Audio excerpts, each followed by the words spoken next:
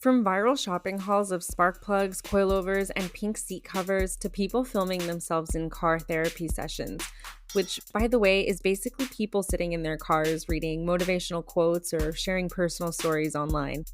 TikTok has taken the car meat, ripped it out of the parking lot, and shoved it straight into your pocket. What was once the smell of gasoline and Axe body spray meets burnt rubber is now neon LED strips, hoodies for your gear knob, and the world's loudest comment section. Welcome to the Throttle Culture Podcast, a space where design, history, and emotion meet horsepower.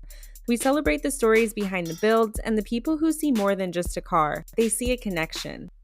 This week's episode dives into the wild world of hashtag car life as it exists today. So imagine QVC, Top Gear, and Fast and Furious all crammed into one endless TikTok feed. It's part shopping channel, part entertainment spectacle, and another part circus. And it's no longer just for car junkies. With over 1.6 billion drivers worldwide, nearly anyone who's ever sat behind a steering wheel is already parked inside this global digital car meet, whether they realize it or not.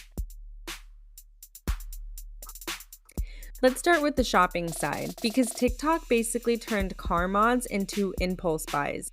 You don't need to hit AutoZone anymore. You can scroll your For You page and suddenly you're buying LED interior strips, a dash cam that doubles as a POV vlogging cam, and a new set of car mats to match your DIY decals. This is fueling a new kind of car culture. So instead of being gatekept by knowledge, like what horsepower, what tuning, what's on your dyno sheet, it's actually more about expression. People are matching their cars with their unique aesthetic, turning car shopping into an experience that's similar to clothes shopping, where you're finding the right color scheme to match your Pinterest aesthetic and giving different angles to your outfit of the day posts. And the TikTok algorithm loves this.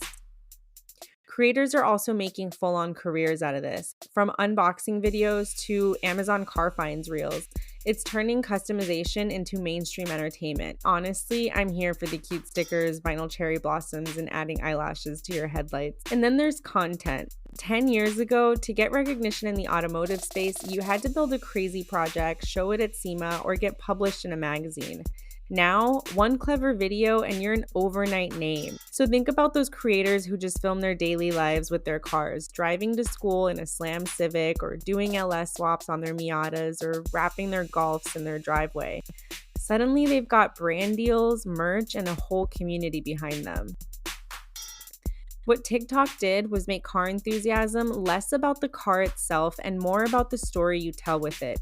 You don't need a supercar, you just need a relatable story or a funny angle, and people will show up. And then we get to my personal favorite corner of TikTok, mechanic humor. If you've ever seen someone joke about using the wrong socket size or struggling under their project car with the caption that reads, "When you said it would only take 20 minutes, you know what I'm talking about. Or what about those niche European car content creators when they find out that they need special tools for their project cars? Yeah, that makes for great content. What's crazy is that this humor is pulling in non-car people too. It's relatable, it's funny, and it shows the behind-the-scenes struggle of being a car enthusiast. People who have never even changed their own oil are suddenly following these creators just to laugh at the chaos and hopefully also learn a bit about doing their own mechanics in the process. In a way, humor has made wrenching cool again. And not that it ever wasn't, but because it's strangely comforting to be able to laugh at the universal pain of stripped bolts and check engine lights, it's also allowed people to become confident in their abilities to work on their own cars. So what does this all mean? That TikTok has created a new kind of car enthusiast, one that doesn't fit the old school mold. They might not be at the track every weekend or street racing down in Mexico, but they're buying mods and making content. And just by that, they're keeping car culture alive in ways nobody predicted. Shopping, content, humor. It's a trifecta that's reshaping what it means to be into cars. And honestly, it's making the community bigger, more inclusive, and way more entertaining. Now, not everything that's blown up on TikTok has been good for car culture. One of the biggest controversies has been street takeovers. You know those videos where huge crowds block intersections while cars do donuts or burnouts in the middle of the street? Yeah, well, on TikTok, these clips rack up millions of views.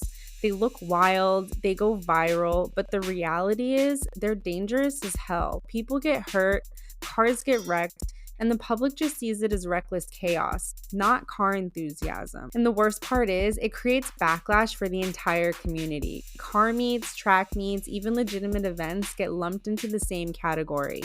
Cities crack down, police show up, and suddenly enthusiasts who are just trying to chill in a parking lot get targeted. And this is where TikTok's double-edged sword shows itself.